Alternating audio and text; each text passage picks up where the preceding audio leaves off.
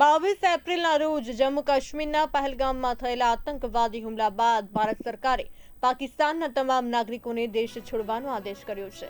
ત્યારે ગુજરાત પોલીસ દ્વારા પણ રાજ્યમાં ગેરકાયદેસર વસવાટ કરતા બાંગ્લાદેશીઓ પર સર્જિકલ સ્ટ્રાઇક કરી હતી।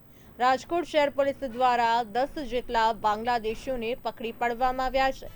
પશ્ચિમ બંગાળ બોર્ડર પરથી ઘૂસણખોરી કરીને રાજકોટ પહોંચ્યા હતા આ લોકો। તેઓ કોઈ પણ પ્રકારના વિઝા અને પાસપોર્ટ વગર ગુજરાતમાં વસવાટ કરી રહ્યા હતા। હવે તે તમામ બાંગ્લાદેશીઓને ડિપોર્ટેશન કરવામાં આવશે। રાજકોટમાં તેઓ મજૂરી કામ કરતા હતા। શહેરમાં એક દિવસમાં 800 જેટલા શંકાસ્પદ લોકોને ચકાસવામાં આવ્યા છે।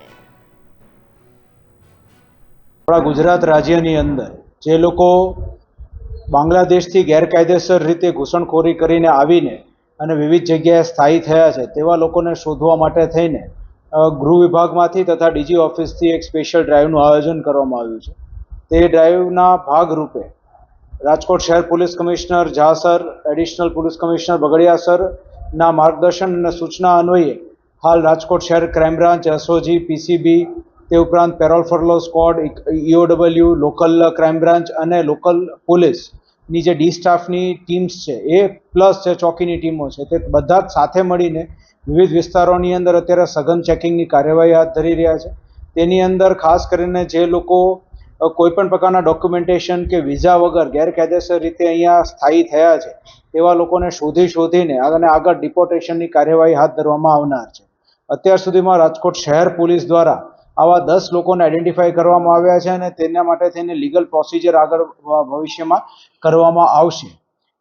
આપ સૌ મીડિયાના મિત્રોના માધ્યમથી રાજકોટ શહેરના તમામ નાગરિકોને અમારી ખાસ અપીલ છે કે આ રીતે જે લોકો ગેરકાયદેસર રીતે આપણા દેશમાં આવીને ભલે પછી એ બાંગ્લાદેશી હોય કે રોહિંગ્યાઝ હોય તે લોકો વસવાટ કરી રહ્યા છે તો તેની સંપૂર્ણ માહિતી પોતાના લોકલ પોલીસ સ્ટેશનની અંદર તાત્કાલિક આપો અને રાજકોટ શહેર પોલીસ આ પ્રમાણે જે લોકો પણ ગેરકાયદેસર વસવાટ કરતા હશે તે લોકોને વિરુદ્ધ કાયદેસરની કાર્યવાહી કરી અને ડિપોર્ટ કરવા માટે થઈને કટિબદ્ધ છે। હાલ જે લોકો આપણે ડિટેન કર્યા છે તે તમામ લોકો જે છે એ વેસ્ટ બેંગાલ બોર્ડર જે છે એ ત્યાંથી ઇન્ડિયાની અંદર આવ્યા છે અને ત્યાંથી અહીંયા સ્થાયી થઈને અલગ અલગ જગ્યાએ મજૂરી કામ કરી રહ્યા હતા। આખા રાજકોટ શહેરના તમામ પોલીસ સ્ટેશન વિસ્તારની અંદર ચેકિંગની કાર્યવાહી હાથ ધરવામાં આવી છે, જેમાં ખાસ કરીને એ ડિવિઝન, બી ડિવિઝન અને ભક્તિનગર પોલીસ સ્ટેશન છે તેમાં વધુ અત્યાર સુધીમાં 800થી વધારે લોકોને અલગ અલગ પોલીસ સ્ટેશનોમાં ચેક કરવામાં આવ્યા છે અને તેમાંથી હાલ આપણને 10 લોકો જે છે એ આવા ગેરકાયદેસર મળી આવેલ છે।